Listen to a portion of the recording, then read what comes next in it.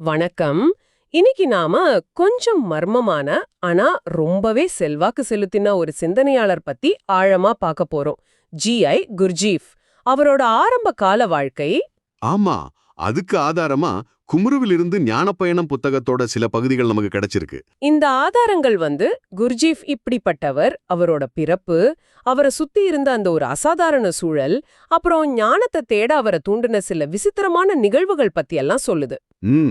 வெறும் வாழ்க்கை வரலாறா இல்லாம இந்த அனுபவங்கள்லாம் எப்படி அவரோட பிற்கால சிந்தனைகளுக்கு, அவர் உருவாக்கின அந்த போதனை முறைக்கு ஒரு அடித்தளமா இருந்துச்சுங்கிறது தான் முக்கியம். ஆரம்பமே ஒரு குழப்பத்தோட தான் இருக்குது இல்ல. அவரோட பிறப்பு தேதி அதிலேயே 2 தகவல் இருக்கு. ரஷ்யாரா துருக்கியரான்னு கூட சந்தேகம். ஆமா, அது சாதாரண விஷயம் இல்ல. 1877 டிசம்பர் 28ன்னு ஒன்னு, 1873ன்னு இன்னொன்னு. இது எப்படி முக்கியமாகுது? அதாவது 1873ல பிறந்திருந்தா அவர் ஒட்டோமான் பேரரசோட குடிமகன். ஆனா 1877 டிசம்பர்ல பிறந்திருந்தா ரஷ்ய பேரரசோட குடிமகன். ஓஹோ, என்ன அவர் பிறந்த இடம் கும்ரு? ஆமா, அது ரஷ்ய துருக்கிய போருக்கு அப்புறம் ரஷ்யா கண்ட்ரோலுக்கு வந்துச்சு. பேரு கூட அலெக்சாண்ட்ரோபோல்னு மாத்திட்டாங்க. பாருங்க, இந்த சின்ன விஷயம் கூட அவர் வாழ்ந்த அந்த நிலையற்ற உலகத்தை காட்டுது. அது மட்டும் இல்ல, குடும்ப பின்னணியும் அப்படிதான். அப்பா கிரீக்கர், அம்மா ஆர்மேனியர். அவங்க அப்புறம் கார்ஸ் நகருக்கு குடிபெயர்ந்தாங்க. ஓ, கார்ஸ். அது ஒரு கலவையான பகுதி இல்லையா? அப்போ துருக்கியர்கள் வெளியேறி ரஷ்யர்கள், ஆர்மேனியர்கள், கிரீக்கர்கள்னு. ஆமா, பல இனங்கள் கலந்து வாழ்ந்த இடம். ஒரு பக்கம் இது வேறற்ற தன்மையை கொடுத்துருக்கலாம். ஆனா ஆதாரம் சொல்ற மாதிரி இது குர்ஜீஃபோட அந்த இயல்பான போராட்ட குணத்தையும் எதையும் கேள்வி கேட்கிற மனப்பான்மையும் வளர்த்துருக்கும். சரிதான். ஒருவேளை இந்த மாதிரி சூழல் தான் ஒருத்தர வழக்கமான பாதையிலிருந்து விலகி யோசிக்க வைக்குமோ? நிச்சயமா, பார்வையை விசாலமாக்கிக்கலாம். அதோட அவரோட அப்பா ஒரு தச்சர்னாலும் பகுதி நேர அசோக், அதாவது கதை சொல்லியாவும் இருந்திருக்கார். ஓ, அப்படியா? அவர் பாடின கில்காமேஷ் காவியத்தோட பகுதிகளை குர்ஜீஃப் சின்ன வயசுல கேட்டிருக்கார். ரொம்ப வருஷம் கழிச்சு தொல்பொருள் ஆய்வாளர்கள் அதே காவியத்தோட களிமண் பலகைகளை கண்டுபிடிச்சதா ஒரு பத்திரிகையில படிச்சப்போ, எப்படி இருந்திருக்கும் அவருக்கு நினைச்சு பாருங்க. ஆயிரக்கணக்கான வருஷத்துக்கு முன்னாடி இருந்த கதை அப்பா வாய் வழியா கேட்டு அது அப்புறம் கல்லுல உண்மையா இருக்குன்னு தெரிய வர்றப்போ. ஆமா, பண்டைய ஞானம்ங்கிறது வெறும் கட்டுக்கதை இல்ல, அது பாதுகாக்கப்பட்டு வருதுங்கிற எண்ணம் அங்கதான் அவருக்குள்ள ஆழமா பதிஞ்சிருக்கணும். வெறும் புத்தக அறிவை தாண்டி வேற ஏதோ இருக்குங்கிற தேடலுக்கு இது ஒரு பெரிய தோண்டுதலா இருந்திருக்கும்ல. நீங்க சொல்றது சரிதான். அந்த தேடலை இன்னும் தீவிரமாக்குனது அவருக்கு கிடைச்ச சில அமானுஷ அனுபவங்கள். ஆமா, எல்லா குழந்தைகளுக்கும் ஆர்வம் இருக்கும். ஆனா இவருக்கு நேரடி அனுபவங்களே கிடைச்சிருக்கு. இந்த அனுபவங்கள்லாம் வெறும் சுவாரஸ்யமான கதைங்க இல்ல. இது அவர் அது வரைக்கும் நம்பிட்டு இருந்த மத அறிவியல் விளக்கங்களுக்கு ஒரு சவாலா அமைஞ்சிடுச்சு. அதனால பதில வேற எங்கேயோ தேட வேண்டியதா போச்சு. உதாரணத்துக்கு, அவரோட சகோதரி இறந்த பிறகு ஆசிரியர் வீட்ல நடந்த அந்த டேபிள் ராப்பிங், மேஜ தட்டி பதில் சொன்னது. மரணத்துக்கு பின்னாடி வாழ்க்கை இருக்கான்னு ஒரு பெரிய கேள்வியை எழுப்பியிருக்கோம். ஆனா இங்க ஒரு முரண்பாட்டை பாருங்க. என்னது? அவர் ரொம்ப மதிச்ச ஞானியா நினைச்ச பாதிரியார் டீன் ஃபோர்ஸ் அதெல்லாம் முட்டாள்தனம்னு சொல்லிட்டாரு. ஓ, அது பெரிய ஏமாற்றமா இருந்திருக்குமே. ஆமா, அதிகார பீடங்கள் மேலேயே ஒரு சந்தேகம் வந்திருக்கும். அறிவுங்கிறது அனுபவத்திலயும் இருக்கு, சில சமயம் அதிகாரத்துல இருக்கிறவங்க கிட்ட கூட பதில் இருக்காதுன்னு உணர்ந்திருக்கலாம். அப்புறம் அந்த குறி சொல்றவர் சம்பவம், இவர் யாருக்கிட்டையும் சொல்லாத ஒரு புண் பத்தியும் துப்பாக்கி விபத்து பத்தியும் சரியா சொன்னாராம். எப்படி சாத்தியம்னு யோசிக்க வைக்கிறது இல்ல. அப்புறம் அந்த எஸ்டி பையன் விஷயம். ஆமா, சுத்தி வட்டம் போட்டதும் வெளியில வர முடியல, வட்டத்தை அழிச்சதும் வெளியே வந்துட்டான். இது மனசோட சக்தி, நம்பிக்கை, ஒருவித ஆற்றல் கட்டுப்பாடு பத்தி எல்லாம் அவரை சிந்திக்க வச்சிருக்கோம். அதே மாதிரி ஒரு எஸ்டி பெண்கிட்ட செஞ்சப்போ அவங்க ஒரு மாதிரி விரைப்பு நிலைக்கு போயிட்டாங்க, கேட்டலெப்சி. அந்த கேட்டலெப்சி முக்கியம். அதை மனசோட சக்தி, ஒரு ஆழ்நிலை, உடல், இதுக்கெல்லாம் நடுவில் இருக்கிற தொடர்பு அவர் காட்டியிருக்கலாம். மனுஷனோட மனோ உடல் அமைப்பு எவ்வளவு சிக்கலானது, தூண்டுதல்களுக்கு அது எப்படி எதிர்வினையாற்றுதுன்னு கேள்விகள் வந்திருக்கும். சரி சரி, இது மாதிரி நிறைய இருக்கு. புதைச்சவங்க ராத்திரி நடக்க முயற்சி செஞ்சது, புனிதர் கல்லறையில குணமாகிறது, பிரார்த்தனை செஞ்சதும் மழை வர்றது, இதெல்லாம் இயற்கை விதிக்கு அப்பாற்பட்ட சக்தி இருக்குன்னு நம்ப வச்சிருக்கோம். கன்னிமேரி கனவுல ரோஜா இடுப்பா பாலில் காய்ச்சி குடிக்க சொல்லி ஒரு பெண் குணமான கதை கூட இருக்கு. இவ்ளோ விசித்திரமான அனுபவங்களுக்கு பிறகு முறையான கல்வி அவருக்கு எப்படி இருந்திருக்கும்? பாதிரியார் மருத்துவராக்க ஆசைப்பட்டாங்க. டீன் போஷ் கூட உடல் சரியில்லைன்னா ஆன்மீக முன்னேற்றம் கஷ்டம்னு சொன்னார். ஆனா குர்ஜீஃபோட இயல்பான ஆர்வம் மெஷின்களை பிரிச்சு சரி செய்யறதுல இருந்திருக்கு. இது சுவாரஸ்யமா இருக்குல்ல. மனுஷ உடம்பையும் ஒரு சிக்கலான மெஷினா பாக்குற அவரோட பார்வைக்கு இது ஆரம்பமா இருந்திருக்குமோ? நல்ல கேள்வி. டீன் போஷ் சொன்ன மனித இயல்போட பொது விதிகள் கூட அவர் மனசுல பதிஞ்சிருக்கலாம். குறிப்பா ஒவ்வொருத்தரும் முழுமையடைய அவங்களுக்கு பொருத்தமான எதிர்பாலின வகை தேவைங்கிற கருத்து. அதையும் முன்னோர்களோட ஞானம்னு ஃபோஷ் சொன்னது குர்ஜீஃப் தேடிட்டு இருந்த அந்த பண்டைய ஞானம் மேல ஆர்வத்தை இன்னும் தூண்டிருக்கும். ஆமா, ஆனா போஷ் சொன்ன விதிகள் கூட குர்ஜீவோட தாகத்தை தீர்க்கல. அவர் இன்னும் ஆழமான அடிப்படையான விதிகளை தேடினாரு. அந்த தேடல் தான் அவரை டிப்லிஸ்க்கு கொண்டு போச்சு. அங்க ரயில்வே ஸ்டேஷன்ல வேலை பார்க்கும்போது சர்க்கிஸ் போகோசியன்கிற இறையியல் மாணவரோட நட்பு.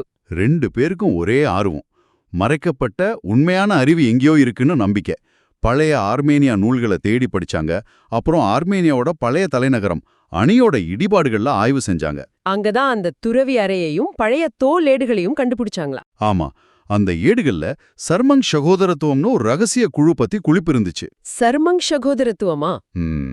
அது கிமு 2500 வருஷம் பழமையானதுன்னும் அதோட வாரிசுகள் இன்னும் இருக்கலானோ அவங்க நம்பினாங்க.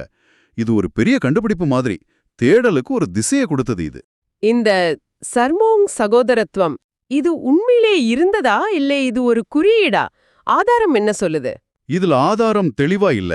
குர்ஜீஃபும் பொகோசியன்னு அந்த ஏடுகளை வச்சு அந்த சகோதரத்துவம் மொசூல் பக்கத்துல எங்கேயோ இருந்திருக்கலாம். அவங்களோட வாரிசுகள் தான் இப்போதைய ஐசோர்கள்னு ஊகிச்சாங்க. அந்த பள்ளி வேற இடத்துக்கு மாத்திட்டாங்கன்னு நம்புனாங்க. ஆனா கண்டுபிடிச்சாங்களா? அது சந்தேகம்தான். ஜேஜி பென்னட் மாதிரி ஆட்கள் அந்த இடம் எசிடிக்களோட புனிதத்தலம் ஷேகாதியா இருக்கலாம்னு சொல்றாங்க. ஆனா குர்ஜீஃப் நேரடியா சொல்லல.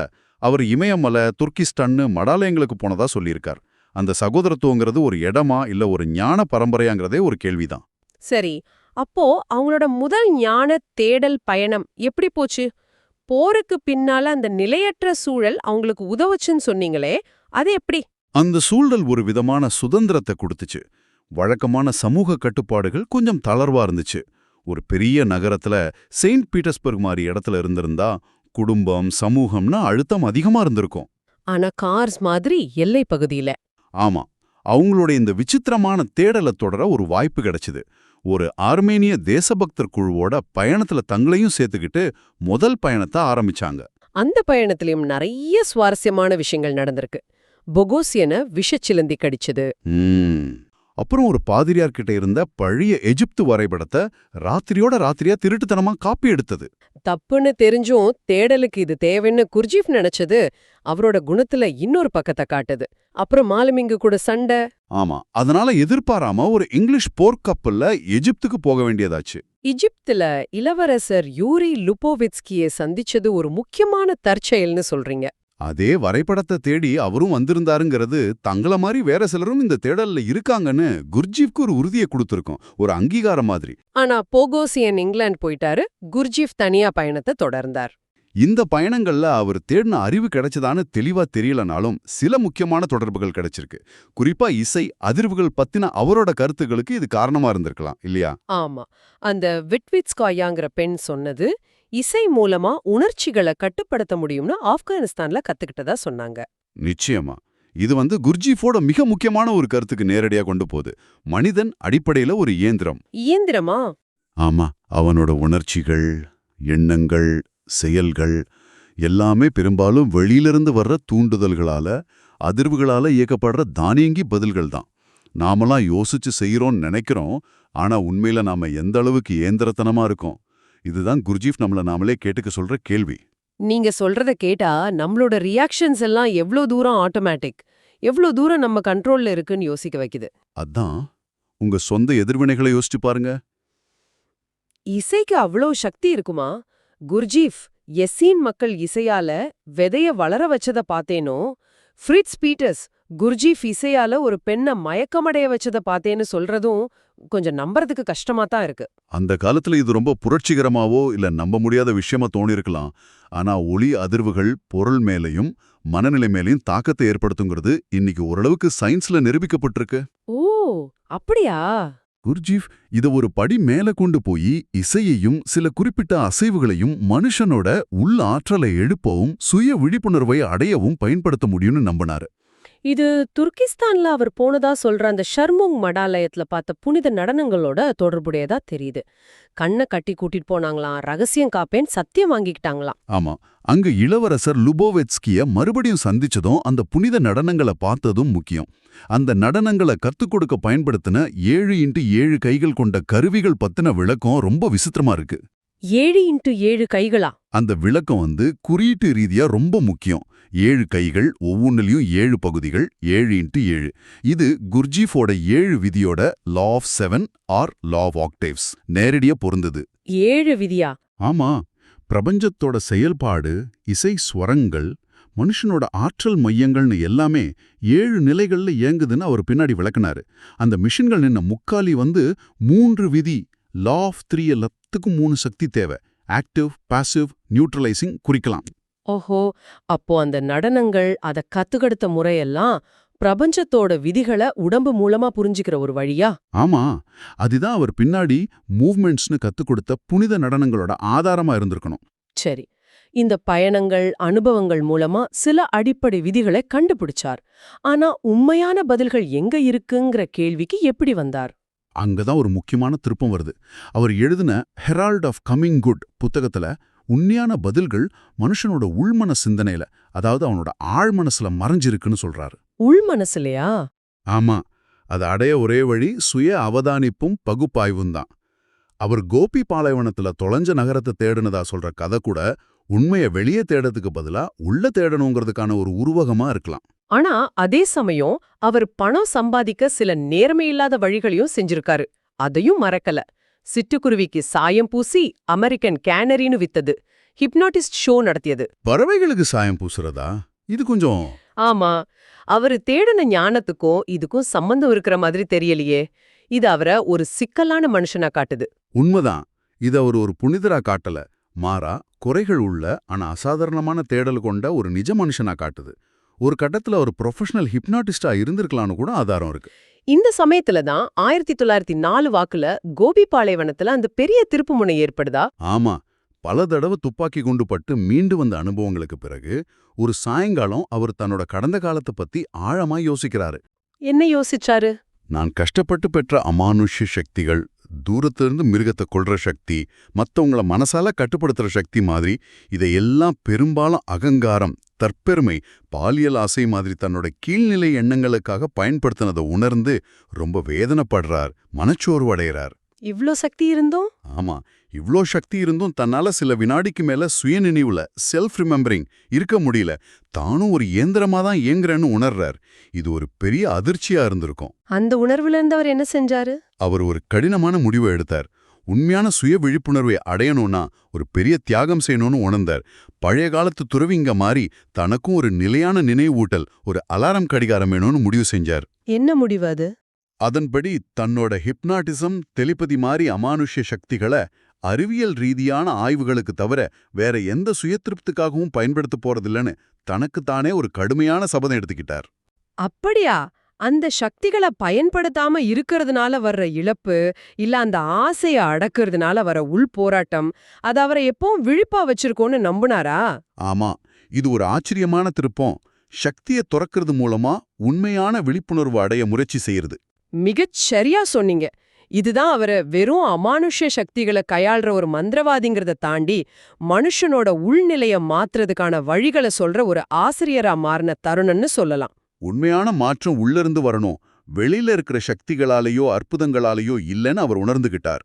அந்த சக்திகளை துறக்கிறது உண்மையான உள் சுதந்திரத்தை நோக்கின முதல் படி. பல கலாச்சாரம் கலந்த வளர்ப்பு, வழக்கமான அறிவுக்கு சவால் விட்ட அமானுஷ்ய அனுபவங்கள், அதனால தூண்டப்பட்ட ஞான தேடல், சர்மாங் மாதிரி ரகசிய சகோதரத்துவங்கள் மேலிருந்த ஆர்வம், இசை, நடனம், அதிர்வுகள் மூலமா மனுஷனையும் பிரபஞ்சத்தையும் இயக்கிற விதிகளை கண்டுபிடிக்க முயற்சி செஞ்சது. ஆமா, அப்புறம் கடைசியா கோபி பாலைவனத்துல ஏற்பட்ட அந்த திருப்புமுனை சுய விழிப்புணர்வுக்காக தன்னோட அமானுஷ்ய சக்திகளையே தியாகம் செய்ய துணிஞ்சது. இது எல்லாம் தான் அவரை அந்த தனித்துவமான, கொஞ்சம் சர்ச்சைக்குரிய ஆசிரியரை வடிவமைச்சிருக்கு. குர்ஜீஃபோட இந்த பயணம் நமக்கு என்ன சொல்லுதுன்னா, ஆழ்ந்த உண்மையை தேடுற பாதை எப்பவும் நேராவோ சுலபமாவோ இருக்காது. சில சமயம் அது விசித்திரமான அனுபவங்கள், கடினமான முடிவுகள், ஆழமான சுய பரிசோதனை வழியா போகலாம். உங்க வாழ்க்கையை திரும்பி பார்க்கும்போது எந்த அனுபவங்கள் உங்களை இது மாதிரி ஆழ்ந்த கேள்விகளை கேட்க தூண்டுச்சு, உங்க பாதையை மாத்தி அமைச்சதுன்னு நீங்க யோசிச்சு பார்க்கலாம். இறுதியா உங்களுக்காக ஒரு சிந்தனை. உண்மையான பதில்கள் நம்ம உள் மன சிந்தனையில, நம்ம ஆழ் மனசுல இருக்குன்னு குர்ஜீஃப் உறுதியா நம்பினாரு. அத உண்மையா இருந்தா, அந்த உள் அறிவ அணுக வெறும் புத்தகங்கள படிக்கிறதையும், வெளியுலகத்த தேடுறதையும் தாண்டி, நீங்க என்ன மாதிரியான உள்முக பயணத்த அல்லது சுய அவதானிப்பு முயற்சிகள மேற்கொள்ளலாம்? இது யோசிக்க வேண்டிய ஒண்ணு.